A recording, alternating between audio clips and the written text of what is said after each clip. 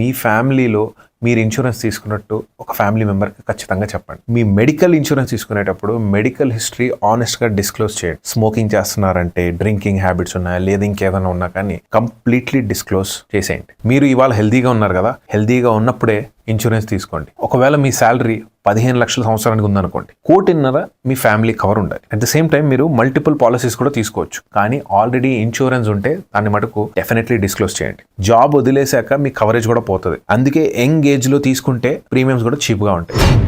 Surface లెవెల్లో మనకందరికీ తెలుసు, ఒకరోజు మనం అందరం చనిపోతాం. కానీ ఆ ట్రూత్ ని యాక్సెప్ట్ చేయడం మనకి ఇష్టం ఉండదు. అందుకే ఇన్సూరెన్స్ లాంటి లాజికల్ విషయాల్ని కూడా మనం పక్కన పెడతాం. IRDAI తన యాన్యువల్ రిపోర్ట్లు చెప్పింది, లాస్ట్ 2 years నుండి ఇన్సూరెన్స్ పెనట్రేషన్ తగ్గుతుంది అని. ఫైనాన్షియల్ ఇయర్ 2024లో annual premium to GDP ratio 3.7% కి పడిపోయింది. ఇండియాలో కేవలం 5% కన్నా తక్కువ పాపులేషనే లైఫ్ ఇన్సూరెన్స్ చేయిస్తుంది. అయితే నాకు ఈ వీడియోకి స్పాన్సర్ చేయడానికి చాలా మంది ముందుకొచ్చారు. But I don't want to encourage any company without perfect data on my hands. So దీని మీద నేను మళ్ళీ రీవర్క్ చేసి ఏ పాయింట్స్ ఉంటే బెటర్ గా మనకి ఇన్సూరెన్స్ తీసుకోవడానికి హెల్ప్ అవుతుందో దాన్ని యాడ్ చేసుకుని ఈ వీడియో క్రియేట్ చేశాం. ఒక విషయం గుర్తుపెట్టుకోండి, హార్డ్ అండ్ ఫాస్ట్ రూల్ అనేది ఇలాంటి సబ్జెక్ట్స్ లో అప్లై అవ్వదు. Will the nature of business is like this. అంటే దీన్ని డిజైన్ చేసిందే కాంప్లెక్స్ గా ఉండడానికి. మీకు 150 పేజీలు ఇచ్చి ప్రతి పేజీ మీద దస్తఖత్ పెట్టండి. అట్ ద సేమ్ టైం ప్రతి పేజీలో, ప్రతి లైన్ లో, ప్రతి సబ్ హెడ్డింగ్ కింద ఉన్న చిన్న సఫిక్స్ లో పాయింట్స్ ని కూడా మీరు అర్థం చేసుకోవడానికి చెప్పడానికి గల కారణం ఏంటి అంటే, ఇది ఎంత కాంప్లెక్స్ గా ఉంటే రేపు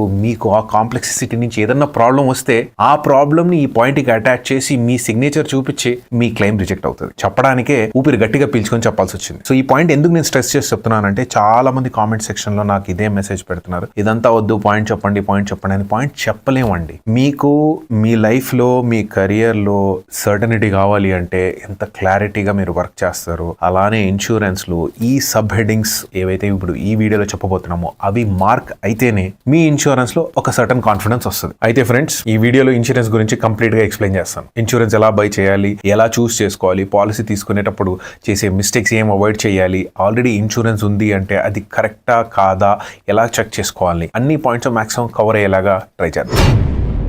ఇన్సూరెన్స్ బేసిక్ కాన్సెప్ట్ చాలా సింపుల్ ఉంటుంది. చాలా మంది ఒక సెంట్రల్ పూల్ లో మనీ కంట్రిబ్యూట్ చేస్తారు. ఎవరికైనా మిస్హాప్, ఏదైనా యాక్సిడెంట్ జరగడానికి ఏదైనా జరిగితే ఆ పూల్ నుంచి మానిటరీ రిలీఫ్ వస్తుంది. దీన్నే రిస్క్ షేరింగ్ అంటారు. రిస్క్ లో ఉంటుంది కానీ జరిగితే లాసెస్ హ్యూజ్ గా ఉంటాయి. అందుకే అందరూ కొంచెం కంట్రిబ్యూట్ చేస్తారు. ఇన్సూరెన్స్ కంపెనీస్ ఇంటర్మీడియేటరీస్ లాగా పనిచేస్తాయి. అంటే ఇందులో మంత్లీ, క్వార్టర్లీ, ఇయర్లీ లేకపోతే వన్ టైమ్ గా పే చేసే మోడల్స్ కూడా ఉంటాయి. హిస్టారికలీ స్పీకింగ్ ఇన్సూరెన్స్ ఏం కొత్తది కాదు. కొన్ని వేల సంవత్సరాల నుంచి 100 BC నుంచి రామన్ సివిలైజేషన్ నుంచి స్టార్ట్ అయిన కాన్సెప్ట్. ఎందుకంటే ఆ టైంలో షిప్స్ ద్వారా ట్రేడ్ జరిగేది అండ్ సునామీ రావడము, సైక్లోన్ రావడం ద్వారానో షిప్స్ కి డ్యామేజ్ జరిగేది. చాలా షిప్స్ మునిగిపోయాయి. ప్రాణ నష్టమో, ఆస్తి నష్టమో జరిగినప్పుడు ఆ లాసెస్ ని ఆ ఇండివిజువల్ కి కవర్ అవ్వడానికి అందరూ కలిసి డబ్బులు వేసుకుంటూ వెళ్ళేవారు ఇన్సూరెన్స్. టైం మారే కొద్ది బిజినెసెస్ మారే. బిజినెసెస్ నుంచి ఇప్పుడు హెల్త్ కి వచ్చింది. 1676 లో హ్యాంబర్గ్ ఫ్యూరోకాసీ స్టార్ట్ అయింది. ఇది వరల్డ్ లో ఓల్డెస్ట్ ఇన్సూరెన్స్ కంపెనీ. ఇవాళ కూడా ఇది ఆపరేట్ అవుతుంది. ఇవాళ ఇన్సూరెన్స్ ఆల్మోస్ట్ ప్రతి ఇండస్ట్రీలో ఉంది. Tom Cruise Mission Impossible stunts కి కూడా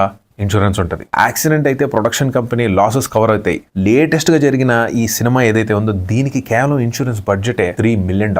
అయితే కామన్ పీపుల్ కి మోస్ట్ ఇంపార్టెంట్ ఇన్సూరెన్స్ ఏంటి అంటే టర్మ్ అండ్ హెల్త్ ఇన్సూరెన్స్.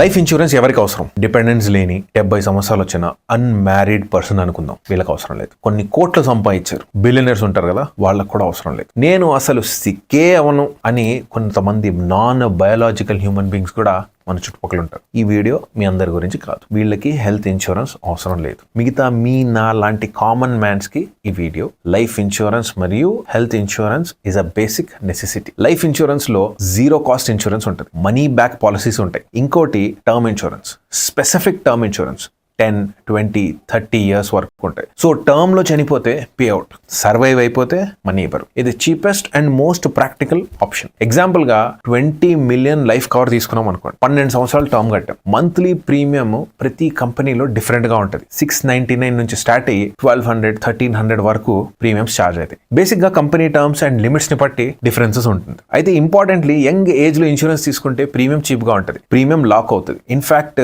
మీకు మీ ట్యాక్స్ లో కూడా క్లెయిమ్స్ వస్తాయి. సెక్షన్ 80C లో ట్యాక్స్ డిడక్షన్ కూడా ఉంటుంది. పాలసీ టర్మ్ ఏజ్ మరియు రెస్పాన్సిబిలిటీస్ బట్టి డిసైడ్ చేయొచ్చు. అయితే చాలా మందికి డౌట్ రావచ్చు, అసలు లైఫ్ కవర్ ఎంత ఉండాలి అని. ఒక చిన్న తమ్ముల్, మీ యాన్యువల్ ఇన్కమ్ కి మినిమం 10x ఉండాలి. ఒకవేళ మీ శాలరీ 15 లక్షల సంవత్సరానికి ఉందనుకోండి, 1.5 మీ ఫ్యామిలీ కవర్ ఉండాలి. ఫ్యామిలీ గోల్స్ ఉంటే 20x కూడా తీసుకోవచ్చు. మీ పిల్లలు చదువుకోవాలో, వాళ్ళకి ఒక ఇల్లు ఉండాలో, ఇంకేదన్నా ఫైనాన్షియల్ గా మీరు అనుకుంటున్నారు అంటే 20x దాకా వెళ్ళొచ్చు. అట్ ద సేమ్ టైం మీరు మల్టిపుల్ పాలసీస్ కూడా తీసుకోవచ్చు. కానీ ఆల్రెడీ ఇన్సూరెన్స్ ఉంటే దాన్ని మటుకు డెఫినెట్లీ డిస్క్లోజ్ చేయండి. ఇవి చాలా అగ్రిగేటర్ వెబ్సైట్స్ ఉంటాయి. Life cover, term, payment frequency, riders మనం సెలెక్ట్ చేసుకోవచ్చు.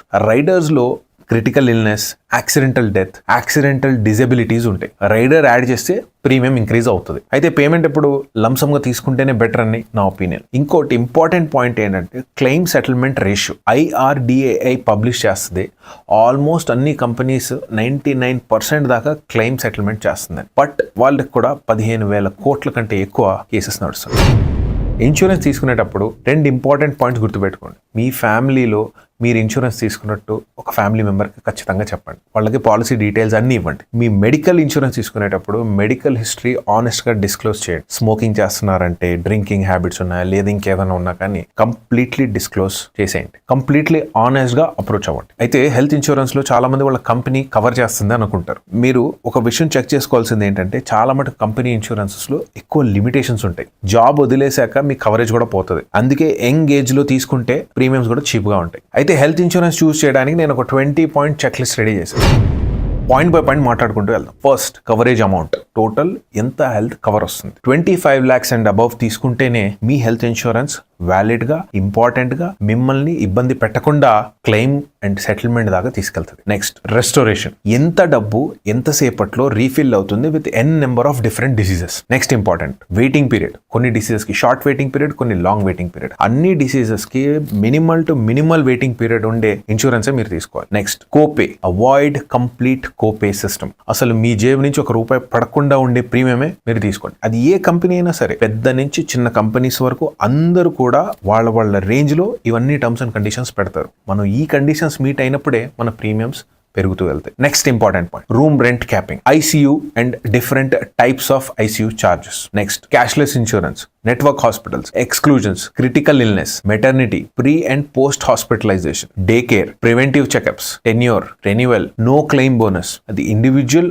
Are family plan. కంపెనీకి ఉండే రెప్యుటేషన్ ని థరోగా బ్యాక్గ్రౌండ్ చెక్ తీసుకొని మనం ముందుకెళ్ళాలి. అయితే ఏ ఇన్సూరెన్స్ తీసుకోవాలన్న దాని మీద ఈ చెక్ లిస్ట్ మీకు ఏ కంపెనీ అయినా పర్ఫెక్ట్ గా మీట్ అవుతుంది. అండ్ మీ దగ్గర ఈ కంపెనీ కాల్ సెంటర్ నుంచి ఆన్ కాల్ కన్ఫర్మేషన్ కన్నా ఈమెయిల్ కన్ఫర్మేషన్స్ తీసుకొని పాలసీ డిసైడ్ చేసుకోండి. మీరు ఇవాళ హెల్దీగా ఉన్నారు కదా, హెల్దీగా ఉన్నప్పుడే ఇన్సూరెన్స్ తీసుకోండి. అది అప్పుడే చాలా చీప్ ప్రైస్ లో వస్తుంది. సో ఈ చెక్ లిస్ట్ ని మీ మైండ్ లో పెట్టుకొని ఇన్సూరెన్స్ ఏది తీసుకోవాలనేది ఫైనల్ డెసిషన్ తీసుకోండి. అందరూ చాలా ఆతృతగా ఒకటే క్వశ్చన్ అడుగుతారు, మీరే చెప్పండి అని. నేను చెప్పను. Choice is yours.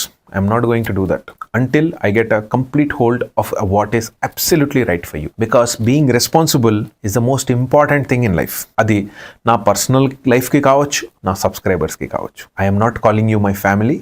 I am doing a job that was meant to be done by others. ఇదంతా వేరే వాళ్ళు చేయాల్సిన పని. నేను ఇవాళ ఎందుకు చేస్తున్నాను అంటే నా చుట్టుపక్కల చూస్తున్న బాధల వల్ల. ఇవన్నీ బాధలు ఎందుకు పడుతున్నారు మీరు అందరూ అంటే, మీరు చేయాల్సిన పని మీరు కరెక్ట్గా చేయట్లేదు. మీరే చదువుకోవాలి, మీరే నేర్చుకోవాలి. ఎందుకంటే సిస్టమ్ని డిజైన్ చేసిన విధానమే అది. రోడ్ ఎప్పుడు చక్కగా ఉండదు కదా, అలానే ఈ ఇన్సూరెన్స్ పాలసీ డిజైన్ కూడా, దీని క్లెయిమ్స్ కూడా చక్కగా ఉండవు. కార్ట్ రోడ్ లాగే అడ్డదిడ్డంగా ఉంటుంది. సో అన్ని జీరో డౌన్ చేసుకొని ఒక్కొక్క ఇన్సూరెన్స్ని మనం బ్రేక్ డౌన్ చేసుకుంటూ వెళ్ళొచ్చు. If that is the idea you looking at from my end, let me know in comment section. So time తీసుకోండి. This is your health, this is your life. నా దగ్గర ఓపిక లేదు, టైం లేదు అంటే